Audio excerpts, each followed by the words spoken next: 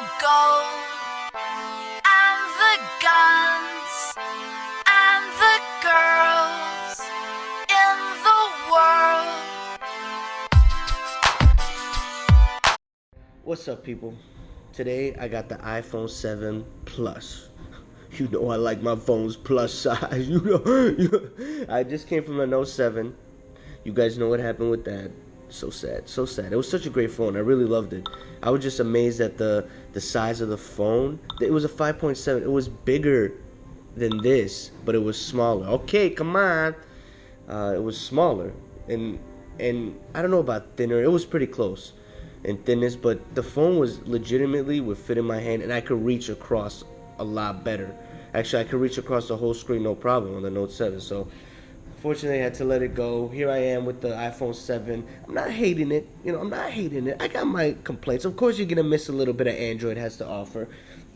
So I wanted to do a review on mainly the interface and the differences I've noticed between Android and iPhone. So it's not a review of the phone itself. So if you're looking to come from a 6 Plus to a 7 Plus, this is not the review for you. Don't do it. Wait till the 8. I'm recommending you to do that. But this is not a video that's going to help you make that decision. This is more for someone that's thinking about switching to iPhone, and what they're going to notice is different, or someone that's coming from iPhone to Android that's going to be like, oh, so what else, what extra stuff do I get? What more do I get with this Android thing you speak of?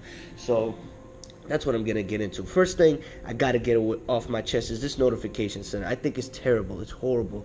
I don't know if you guys have used an Android, but the way Android works is, let's say, okay, this guy, he just sent me 2 messages, right? It would show up one notification saying 2 times, Andrew 2 times, all right? Baby girl, it would show up 6 messages. Snapchat from Shannon, 2 messages, whereas here they're all gonna come in separate. Every one of these is gonna be separate.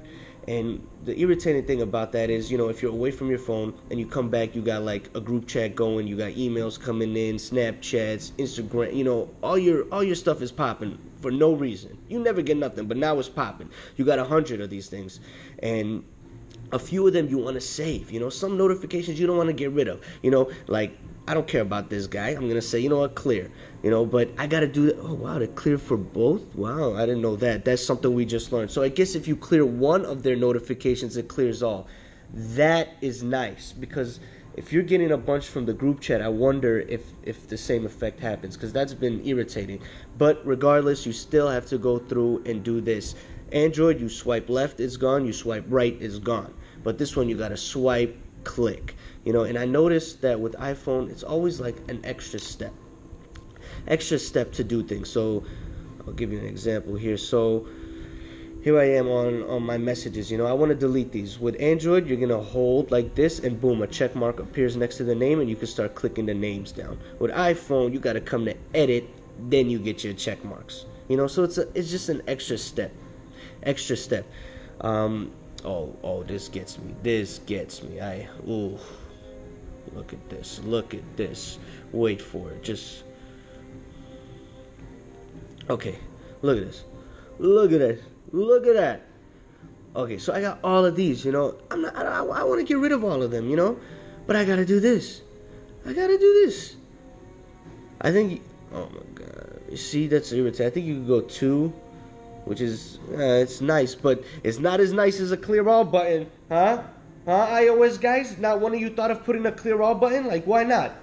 It would simplify everything. Apple is so simple, but they complicate the easiest thing. Like, how has this not taken effect since the last time I've had an iPhone? How are you guys still not having a clear all apps? It's almost, what's going on over there?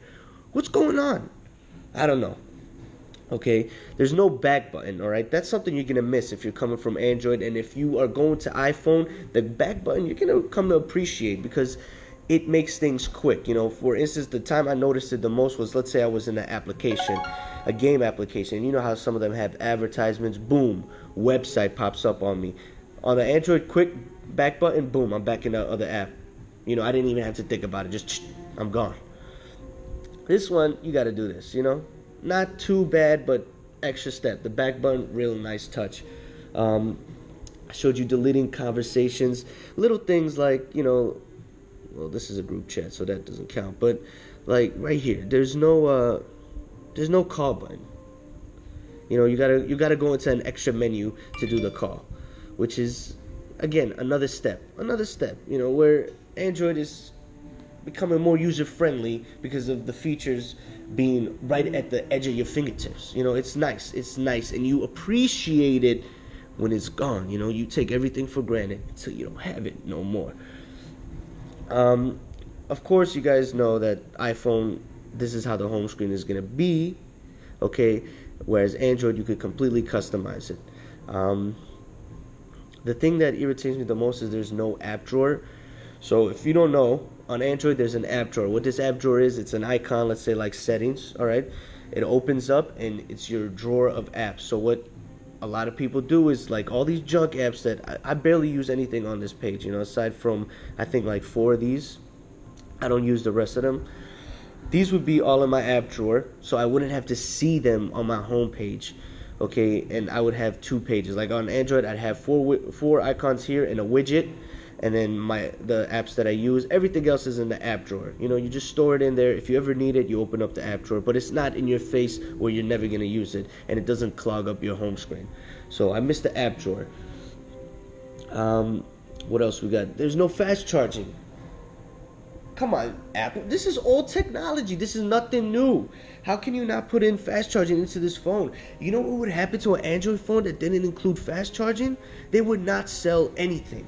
Fast charging is a must on Android phones. I think that's a problem with Apple. They don't have any competition. They got the most loyal fan base, and I'm telling you, these people will stick to Apple like nothing. They could remove the logo from the iPhone, the Apple logo, and people will be like, this is amazing. This is unbelievable. They didn't put the logo on there this year. Can you believe it? I gotta go get it. They are nuts, man. They moved the antenna. These guys are bragging. It was ugly. I won't lie. The antenna was ugly. But you guys are bragging about an antenna? Come on, son. So, so they don't have any competition. Whereas Android, they got, a whole bunch of different makers. I can name a handful myself that are all making Androids that are trying to innovate and be better than the last person that made an Android. Like Samsung came out with the iris scanner. You better believe that's going to be a feature that's going to start being included on a lot of these Androids. Where iPhone, they're going to take their time. They're going to take their sweet time. So I think they need a little more. They need a jump. They need some new creative thoughts or minds in the Apple rooms. I hate that if you're coming from Android and you have Google integrated with everything, it's a different experience on the iPhone. You're not going to have that same integration. The Google, if you're a Googler, if you are Mr. Google and you got everything in your house that just syncs with Google, don't go iPhone, Just stick with the Android. It's just better for your whole ecosystem. I think I nailed all the stuff that really bothered me about the iPhone. So let's get into the pluses. I just shit on the phone. Let me bring it up. Let me clean some of that off, okay? The first thing I really liked was Mac integration or anything that has to do with Apple.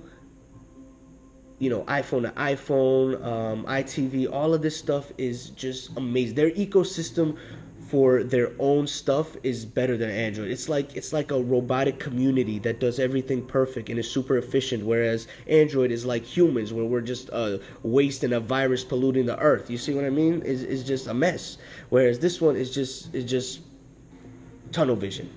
They do everything perfectly. And when I really noticed it was when I was on an airplane. My mom was sitting next to me, okay, and I'm watching my movie, having a great time, and there she is, poor lady, looking at her phone. When you're in line and you got nothing to do, so you just kind of do this, and you don't know what you're doing, and you're just exiting, entering apps, and you're just bored. You got nothing to do. You're just trying to figure out something to do. That's what she was doing, It's like, I got to do something here. I had my MacBook Pro. I was watching a movie, and I noticed there was the AirDrop thing on there. Right there, it was on my movie, and I was like, okay, let me try this. So I had a 2.5, 3 hour movie. I airdropped it to my iPhone. I kid you not, it took like 5, maybe 6, 7 minutes tops, and the movie was on my iPhone. I gave her my iPhone, headphones, boom, she was set for 3 hours. So I didn't have to download an extra app. I mean, I didn't even have to figure it out. It just happened. It was just there. The integration works great. It's super stable. All right, that's something that if you're going to iPhone, you're going there for stability and ease of use. That's what the iPhone excels at. That's what they do. Their hardware and their software just, they go like this. They're tight. You see, this is not breaking. This is them. This is them. What else we got? Touch ID, awesome. This thing works great. I mean, I haven't had an issue with it. I guarantee it's gonna mess up right now. Oh, okay. But it's super quick, and now they're integrating a lot of apps to, instead of entering your password, you enter your password once, and it gives you the option to use Touch ID next time. So I like that. I have long passwords. I got that one password because I have so many passwords. I'm done with it. I'm just gonna touch stuff. Touch my ID, and I'm good. iMessage is probably the best messaging app there is. When you go from Android messaging to iMessage, it's a completely different experience, and it seriously, you don't realize it if you haven't used iMessage. I can't explain it that well, but it's a different feeling. It really is. I mean, I know that sounds dramatic, but now I feel like when I'm talking to somebody that has an Android, something's missing. Something's not there. We can't connect. We can't connect like we do. Just the sending of the gifts and the different effects that they have on the messages, and the fact that you could instantly FaceTime, or when you send videos, they go to the other person clearly. I'm talking about minute-long videos, probably longer. I haven't really tried longer, but a minute-long video. If you send it from an Android to an Android, or an Android to an iPhone, the other person is gonna get it. It's gonna be super blurry, and the sound is gonna be horrible. Whereas iPhone, if you send it iPhone to iPhone, they're gonna get like pristine, like they're looking like they recorded the video. So. And I'm big on that. I love sending media. I love recording stuff and sending it to my girlfriend, my friends, my mom, and I was missing that with Android. Now it's kind of brought me closer in terms of I stopped sharing media, but now it's like, yo, it's clear. It's crystal clear. I'm sending them out. So that's definitely a plus. The apps work great. I haven't had issues yet, but again, maybe it's because it's early.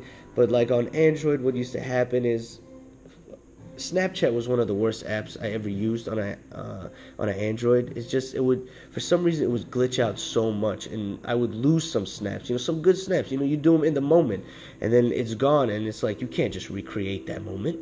I mean, you could try, but it's not gonna be as authentic. You know what I mean? It's not gonna have the meatballs and the piece of pie and the tomato sauce. It's just not the same. So that's one thing I really appreciate about my iPhone is I haven't had issues regarding any of my applications. I haven't had any problems of it randomly closing. Actually, I did this morning. It was like stuck on this. It was stuck on this screen. I had some notifications, and it literally took about a minute before I could lock or unlock the phone. I don't know, it was just stuck right there. So it's not perfect, but in terms of the apps, I haven't had any trouble with them crashing or anything.